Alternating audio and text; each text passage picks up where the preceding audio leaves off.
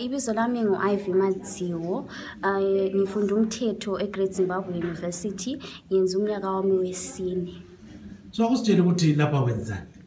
Khathesi sikuma competition awe mooting. Lapho siyabe yenza okwe international law. Njengoba lisenza lokho kuthiwa i-moot court cases. So any court case eliyenzileyo ibingeyani?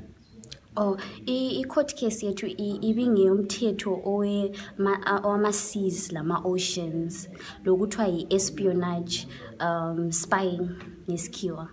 Lichaye njani bona? Ngeze ke sikwanisa ukuthi sikhulume ukuthi siyenze njani exactly, but siyenze konke kade sikukwanisa ukuthi si-impress ama-judges. Kodwa ama-judges atheni? Nxa litshela nje i-feedback yakhona atheni?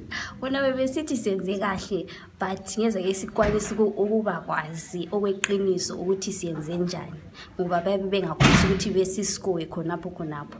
So nxa sisikhuluma ngakhonokho ubona ngazani oza kuthola khonapho nxa susuka kuyini? Lapha eWashington sifunda izinto eziningi, ukukwanisa ukukhuluma labantu abachiyeneyo abavele ezizweni ezichiyeneyo, lakho ukuthi sikwanisa ukufunda ngomthetho omayelana namazwe.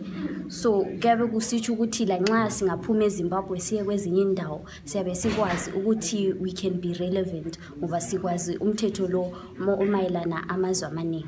Ubona ngazani lanqoba kuba solinqoba? Izake sikwanisa ukuthi sikhulume ukuthi sizanqoba kumba sisoze, but khonokho kuzaphuma, it will be our best. Kuthi sifiso sikhona phela ukuthi chaye sibe.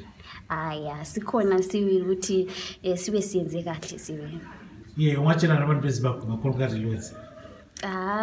Kwanisa ukuthi sikhulume labantu abachiyene abazakwanisa ukusincedisa kusasa ngomsebenzi esiyabe sifuna ukuwenza. Abafuna ukungena ku-competition le kumbe ukuthi umncintiswano lo kumele benzeni? Kumele bebe besenzi lo bekwazi ukukhuluma phambi kwabantu abaningi bekwazi umthetho lo omayelana namazwe amaningi. So kunye-ke kumele umuntu abale kumbe obvious kumele bebale, kumele umuntu ebale sibili ezwisise ngawo ngoba kuma-competitions lawa siyabe sibuzwa imibuzo ngama-judges. So nxa ungakwazi then obvious abungasiza uncede ngalutho.